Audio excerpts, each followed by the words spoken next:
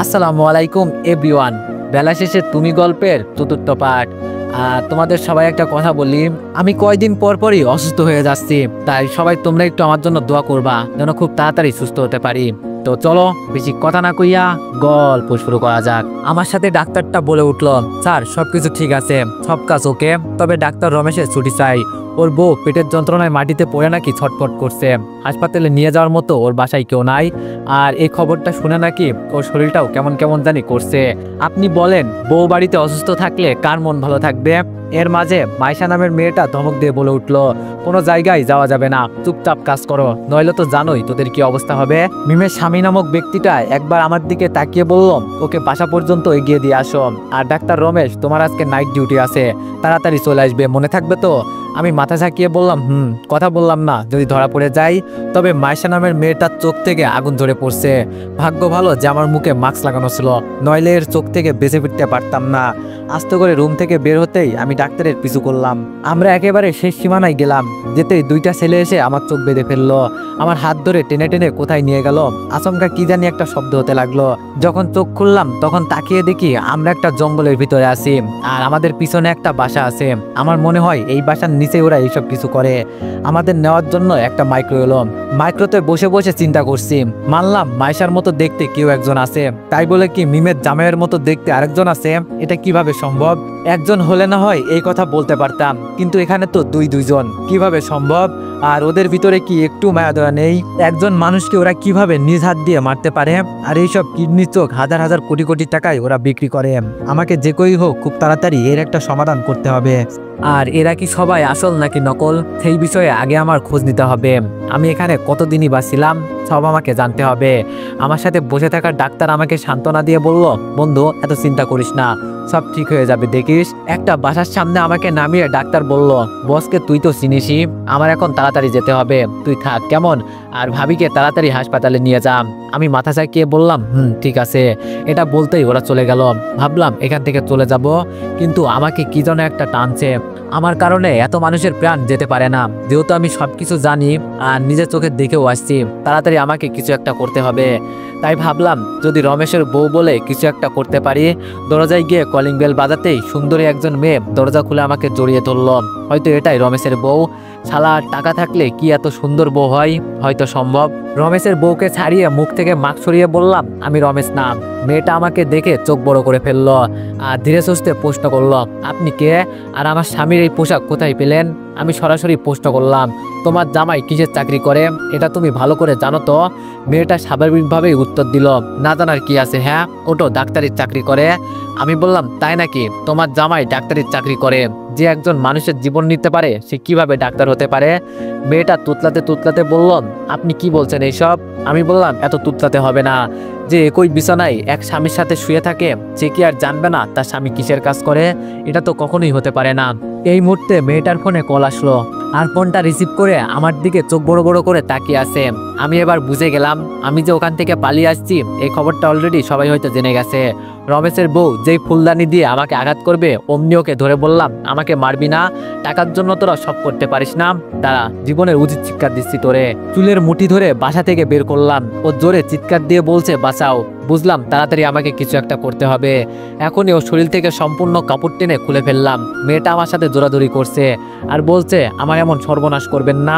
আমি মানছি আমি অপরাধ করছি, কিন্তু আমি কোনো কথা না শুনে ওর শরীর থেকে সম্পূর্ণ কাপড় খুলে ওরে রাস্তার মাঝখানে ফেলে দিয়ে চিৎকার করে বললাম, ও আমার বউ, আজকের দিনের জন্য তোমাদের কাছে ফ্রি করে দিলাম। যদি কারো মন চাইতো ফ্রিতে সবকিছু করতে পারো, এই বাসাটাও ফ্রি আছে, যদি কেউ চাও তো। এটা বলতেই তিনটা ছেলে চলে আসলো আর এসে চোখের পলকে আমার সামনে থেকে রমেশের বউকে তুলে নিয়ে গেল। পিছন থেকে জোরে বললাম, ভাই ভাইরাল একটা ভিডিও চাই আমি। আমার মুখে মাস্ক থাকার কারণে কেউ চিনতে পারে নাই, ভাবছিলাম ওকে মেরে ফেলবো, কিন্তু আমার পক্ষে মানুষ খুন করা কখনোই সম্ভব না। আমি নিজে একজন মানুষে আবার অন্য একজনকে কিভাবে খুন করতে পারি বলেন? তাড়াতাড়ি এখান থেকে সরে গেলাম, নয়তো আবার যদি কেউ চলে আসে তাহলে ধরা খেয়ে যাব। আমাকে একমাত্র যদি কেউ চিনে থাকে তবে সেটা রমেশের বউ, কিন্তু আজকে ওর অবস্থা অনেক খারাপ হয়ে যাবে আর আশা করি আমি ধরা পড়বো না।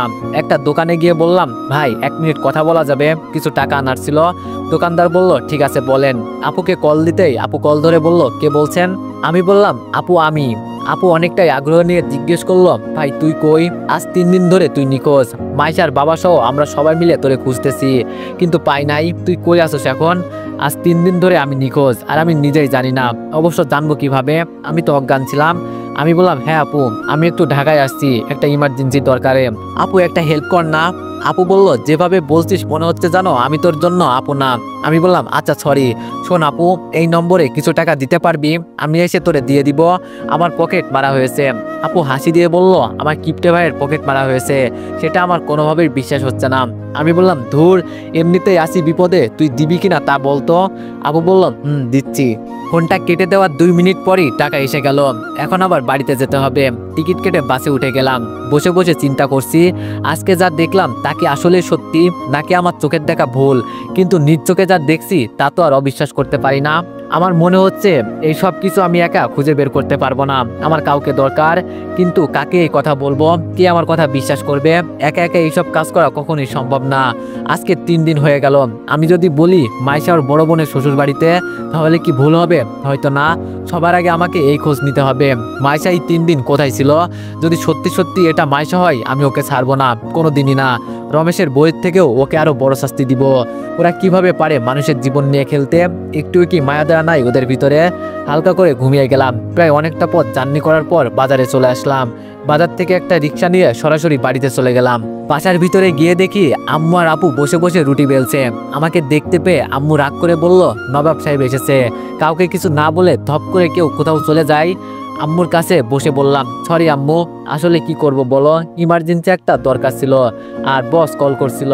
কি আর করব বলো, পরের আন্ডারে কাজ করি, ওনার কথা তো মানতেই হবে।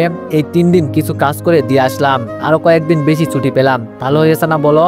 তুবা কিচেন থেকে বের হতে হতে বলল, অনেক ভালো হয়েছে ভাইয়া, কিন্তু তুই আমাদের একটা কল করে এই কথা তো বলতে পারতি।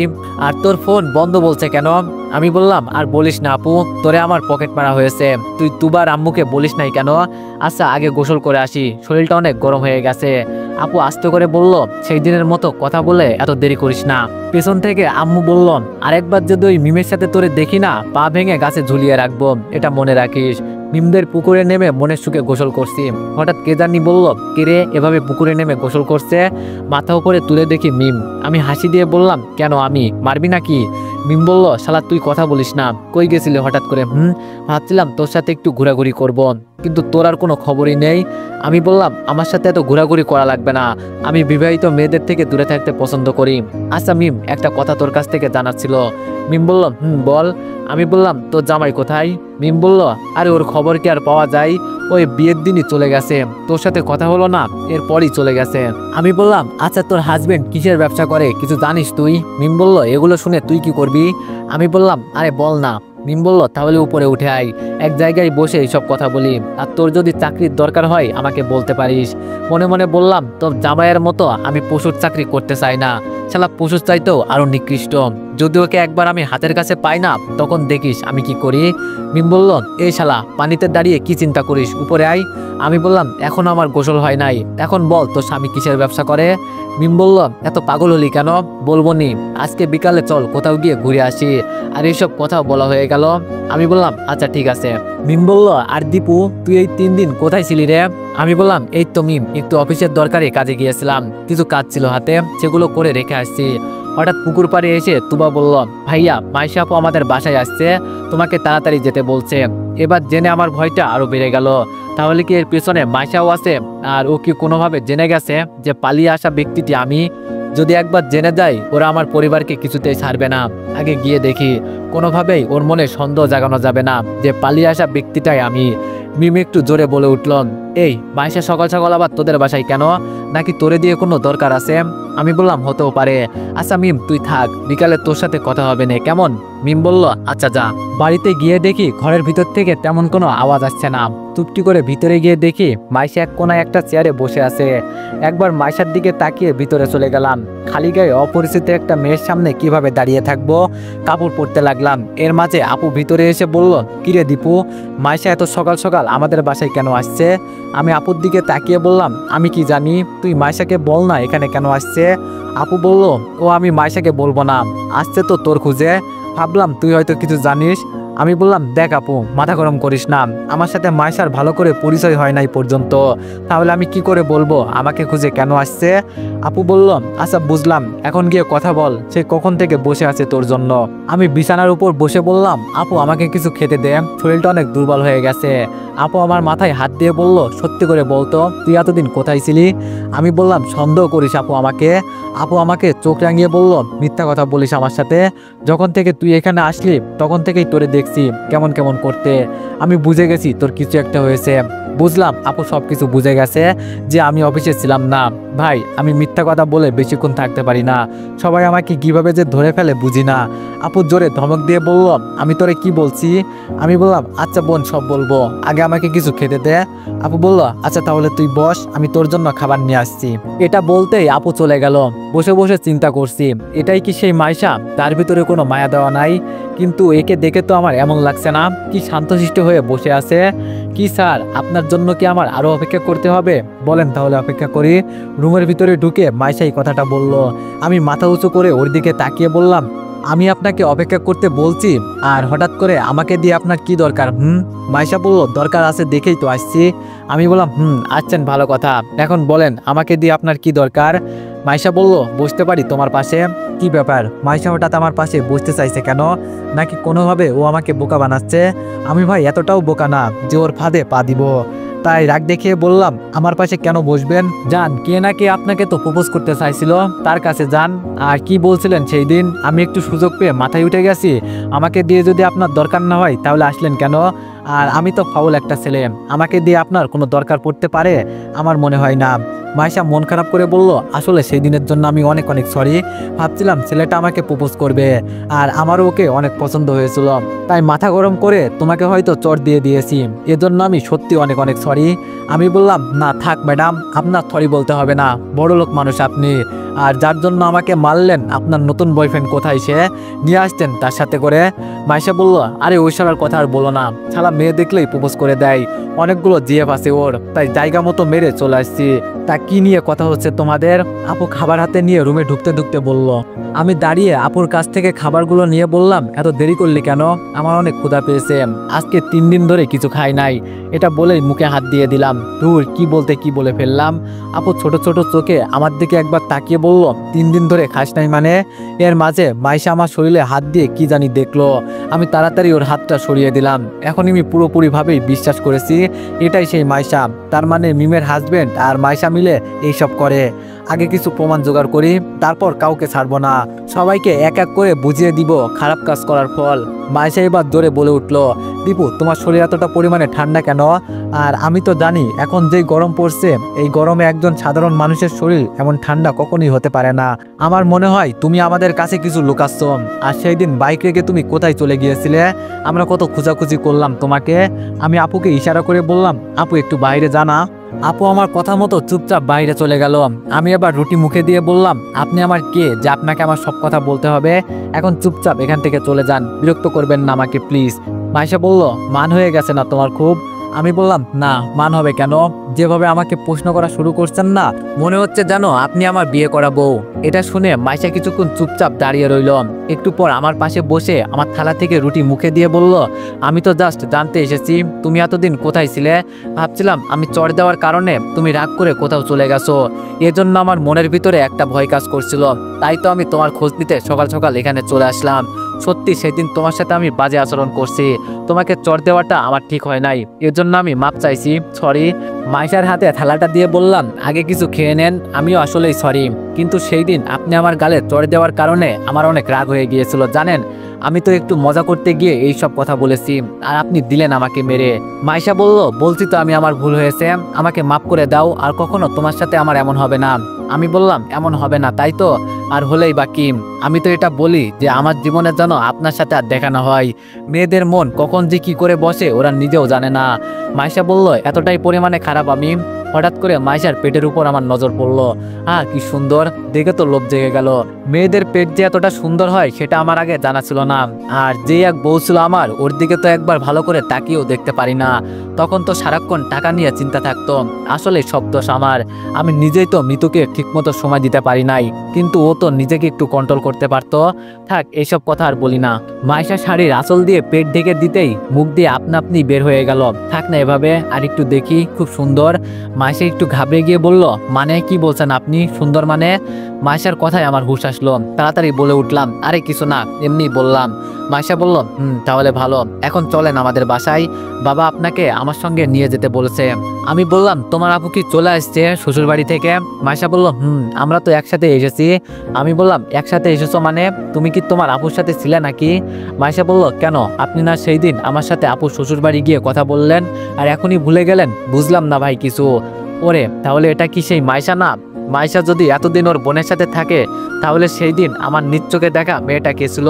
এই মাইশার সাথে আবার ওই মাইশার কোনো সম্পর্ক নেই তো? আরে না, এটা কোনোভাবেই হতে পারে না। ওর আপুর কাছে বললেই তো আমি সবকিছু জানতে পারি। মাইশা কি সত্যি ওর আপুর বাসায় ছিল কিনা? মাইশা বলল, এই যে দীপু সাহেব, আপনি একটু পর পর কি চিন্তা করেন? আমি বললাম, কিছু না, তাহলে চলো তোমার বাবার সাথে দেখা করে আসি। মাইশা বলল, চলেন। সেই কখন থেকে যে আপনার জন্য আমি অপেক্ষা করছি, কিন্তু আপনার কোনো খোঁজ খবরই নাই। রুম থেকে বের হতেই আম্মু বলল, কিরে দীপু, কই যাস? আমি বললাম, এই তো আম্মু, মাইশার সাথে একটু ওদের বাসায় যাব, ওর বাবার নাকি আমাকে দিয়ে কি দরকার আছে। পিছন থেকে আপু বলল, তাড়াতাড়ি চলে আসবি।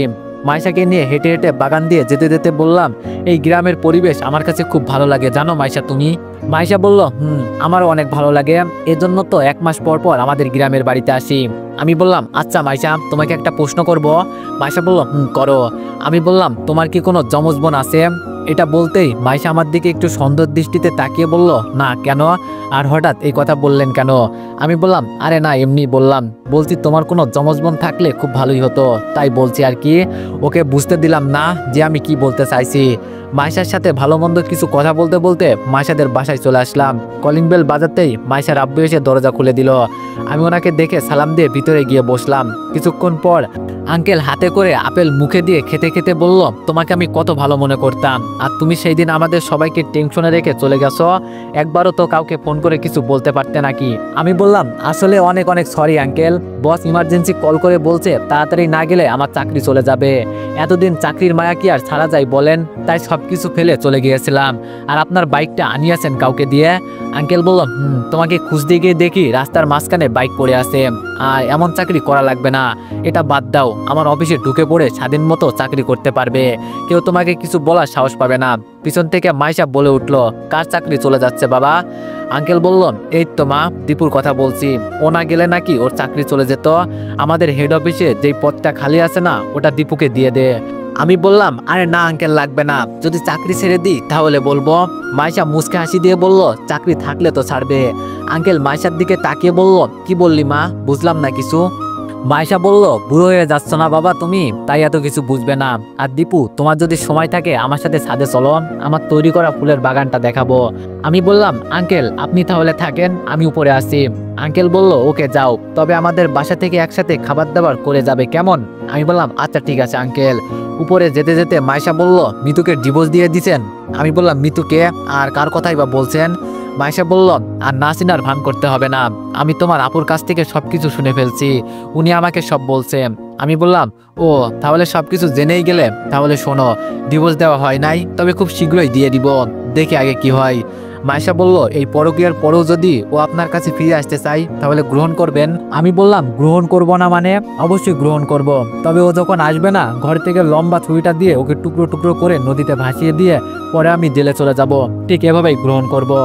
মাইশা বলল, পরকীয়া জিনিসটা অনেক খারাপ, কিন্তু মেয়েরা তো এটা বোঝে না, লুকিয়ে আর কয়দিন এসব করবে। মনে রেখো, ধরা পড়লে কিন্তু জামিন নাই। কেন অন্য মেয়েরা যদি এক স্বামীতে আসক্ত থাকতে পারে, তুমি রঙ্গিলা মেয়ে কেন পারবে না? তুমিও তো মেয়ে, ও তো একটা মেয়ে, তফাৎ শুধু ভালোবাসায়। যারা ভালোবাসা না বুঝে তারা এইসব কাজ করে। আমি বললাম, মাইশা, তুমি খুব সুন্দর কথা বললে। আর এগুলো কি তোমার লাগানো ফুল গাছ নাকি? ছাদের এক কোণায় সুন্দর করে সাজানো অনেকগুলো ফুল গাছ রাখা আছে। মাইশা বলল, সব আমার লাগানো ফুল গাছ, আমি না থাকলে আমাদের বাসার কাজের বুয়া এগুলো দেখে, আর আমি তো মাঝে মাঝে আসি। আমি বললাম এখানকার সবকিছু মিলিয়ে আমার কাছে পরিবেশটা অন্তত ভালো লাগছে। মাইশা বলল, দীপু আমার দিকে একবার তাকিয়ে একটা সত্যি কথা বলবে? মাইশার কথা শুনে আমি ওর চোখের উপর তাকালাম, কিন্তু একটু পরেই চোখ সরিয়ে নিলাম। কেমন জানি একটা মায়া কাজ করছে আমার। মাইশার চোখের জাদু আমাকে কাছে টানছে। যতবারই আমি ওর কাছে আসছি কেমন জানি অন্যরকম একটা ফিলিংস হচ্ছে আমার। দূর, আমি এইসব কি চিন্তা করছি, কোথায় আমি আর কোথায় ও। আবার আমি একটা বিয়েও করেছি, কি রেখে যে কি চিন্তা করি না আমি মাঝে মাঝে। মাইশা বলল, কি হলো, চোখ সরিয়ে নিলে কেন? আমি বললাম, এমনি। বলো তুমি কি বলতে চাও? মাইশা বলল, এই 3 দিন তুমি কোথায় ছিলে আমি একটু জানতে চাই। আমি বললাম, সত্যি জানতে চাও? তাহলে শোনো। এই 3 দিন আমি আমার এক ফ্রেন্ডের বাসায় ছিলাম। আমি দেখতে চেয়েছিলাম আমি না থাকলে কার কার খারাপ লাগে আমার জন্য। আর বিশেষ করে ওর বিয়ের দাওয়াত ছিল, তাই সবকিছু রেখে সরাসরি ওর বিয়েতে চলে গেলাম। মজা করতে করতে কিভাবে যে 3 দিন চলে গেল বলতেই পারি না। তবে বিয়ে বাড়ি থেকে আমার ফোনটা হারিয়ে গেছে, এজন্য তো আমাকে কলে কেউ পাইনি। মাইশা আবার হতাশ হয়ে আমার দিকে তাকিয়ে বলল, ও। মনে মনে বললাম, মাইশা আমার কাছ থেকে কি জানতে চাইছে? আরে ভাই, আমার মাথায় এখন কাজ করছে না, এই মাইশাটাই কে? আর 2 জন মাইশা দেখতে তো একদম হুবহু হতে পারে না, একটু হলেও তো ব্যবধান থাকতে পারে না ওদের মাঝে। কিন্তু আমি কাকে দেখে কাকে মাইশা বলবো? আমাকে সবকিছু জানতে হবে। মাইশা বলল, ওই মিয়া আবার কি ভাবো? আমি বললাম, কিছু না মাইশা। আচ্ছা আমি তাহলে আজকে আসি, কেমন? মাইশা বলল, দীপু। আমি বললাম, কিছু বলবে কি আবার মাইশা? মাইশা বলল, বলার জন্যই তো এখানে নিয়ে আসছি। আমি বললাম, তাহলে বলো কি বলবে? আর সেই কখন থেকে কি বলতে চাও আমি দেখছি, কি বলো না আমাকে বলো। এখানে চলো, ওখানে চলো, যা বলার দরকার তোমার সরাসরি বলে দিলেই তো পারো, এত মনের ভিতরে চেপে রাখতে হবে না। মাইশা বলল, আচ্ছা দীপু, মনে করো হঠাৎ করে তোমাকে একটা মেয়ে প্রপোজ করছে, তুমি কি তাকে না করে দিবে? আমি হাসতে হাসতে বললাম, আমাকে আবার মেয়ে প্রপোজ করবে মাইশা? তোমার কথাটা শুনে আমার হাসি পেয়েছে। যেই মেয়ে জানবে আমার আগে একটা বউ ছিল, সে আর কোনো জন্মেই আমাকে প্রপোজ করবে না। মাইশা বলল, একটা বিয়ে করলে কি হবে? তোমাকে দেখে এখন যে কোনো মেয়ে প্রেমে পড়ে যাবে। আমি বললাম, থাক, আর মজা করতে হবে না, আজকে কালো বলে এভাবে মজা নিচ্ছ। মাইশা বলল, আরে মজা করব কেন, সত্যি বলি, কোনো একদিন তোমাকে একটা মেয়ে প্রপোজ করবে, তখন কিন্তু তাকে তুমি ফিরিয়ে দিও না, আগে থেকেই তোমাকে আমি বলে রাখছি। আমি বললাম, দূর মাইশা, তুমি না আমার সাথে ফাজলামি করা শুরু করছো। মাইশাকে রেখে আমি হেঁটে হেঁটে সামনের দিকে যাচ্ছি। পেছন থেকে মাইশা বলল, দীপু আমি কিন্তু আর 2 দিন পর এখান থেকে চলে যাব। একটা সুসংবাদ পাবে, নইলে হয়তো দুঃসংবাদ, দুইটাতে যে কোনো একটা তুমি বেছে নিও, কেমন? আমি আর দাঁড়ালাম না। তবে মাইশার বলার কথা আমি কেমন জানি একটা গন্ধ পাচ্ছি, মনে হচ্ছে ও আমার সাথে মিথ্যা কথা বলছে। কিভাবে যে এখন আমি কি করব কিছুই বুঝতে পারছি না। মাইশার আপুর রুমে গিয়ে টুকা দিতেই দুলাভাই এসে দরজা খুলে দিল, মানে মাইশার আপুর জামাই। আমি ওনাকে ভালো মন্দ জিজ্ঞেস করে মাইশার আপুর কাছে গেলাম। মাইশার আপু আমাকে দেখে বলে উঠলো, তো দীপু তুমি হঠাৎ করে কোথাও উদয় হয়ে গিয়েছিলে? আমি বললাম, আর বলিয়ান না আপু, একটু দরকার ছিল, এজন্য সবকিছু ফেলে তাড়াতাড়ি যেতে হয়েছে। মাইশার আপু বলল, কি এমন দরকার ছিল তোমার? সবাইকে টেনশনে রেখে তুমি হঠাৎ করে উদা হয়ে গেলে। আমি বললাম, এই তো আপু, অফিসের কিছু কাজ ছিল। এখন তোমার কাছে আমার একটা প্রশ্ন ছিল আপু। মাইশার আপু বলল, বলে ফেলো। আমি বললাম, আমি চলে যাওয়ার পর কি মাইশা তোমাদের বাসায় ছিল? মানে ও কি অন্য কোথাও গিয়েছিল তোমাকে রেখে? আপু আমার এই প্রশ্নটা শুনে একটু চমকে গেল। তার মানে বুঝলাম আপু মাইশার বিষয়ে সবকিছু জানে, কিন্তু আমাকে বলবে না। তবে আমাকে না বললেও কি হবে, আমি সবকিছু খুঁজে বের করবই। আমি আবার বললাম, আপু আমি কি বলছি বুঝলে তো? আপু বলল, না বোঝার কি আছে, হ্যাঁ মাইশা তো আমার সাথে আমার শ্বশুর বাড়ি ছিল, আর আমরা তো একসাথেই আসছি, কেন বলো তো? আমি বুঝে গেলাম আপু কখনো সত্যি কথা বলবে না। ওনার চোখের ভাষা বলছে এক কথা, আর উনি বলছে অন্য কথা। আর কিছু না বলে চুপচাপ নিচে নেমে গেলাম। সবাই আমাকে কেমন জানি মিথ্যা কথা বলছে। এই মুহূর্তে আঙ্কেল ডেকে বলল, দীপু বাবা খেয়ে যাও। আমি বললাম, না আঙ্কেল, আমি সকালে নাস্তা খেয়েই বাসা থেকে বের হয়েছি, আর আমি আসি আঙ্কেল, ভালো থাকবেন। এই বলে আর দাঁড়ালাম না, সরাসরি বাসা থেকে বের হয়ে গেলাম। চিন্তা ভাবনা করছি এই 2 দিনের ভিতরে ঢাকায় চলে যাব। বাসায় বসে বসে এখন কি ঘোড়ার ঘাস কাটবো? একটা চাকরি তো খুঁজতে হবে। সেই দিন শিক্ষকের একটা নিয়োগ চোখে পড়লো, ভাবলাম আবেদনটা করেই ফেলি, চেষ্টা তো করা লাগবে নাকি। বাড়িতে গিয়ে শুনলাম আপু বলছে বিকালে নাকি তোমাদের দেখতে আসবে। তাই আপুকে জিজ্ঞেস করলাম, আপু পাত্রটা কে রে? আপু বলল, আসলেই তো দেখতে পারবি। এর মাঝে আম্মু এক গাদা রাগ নিয়ে আমার হাতে কতগুলো পিঠা ধরিয়ে দিয়ে বলল, নে খা, জীবনের খাওয়া খা।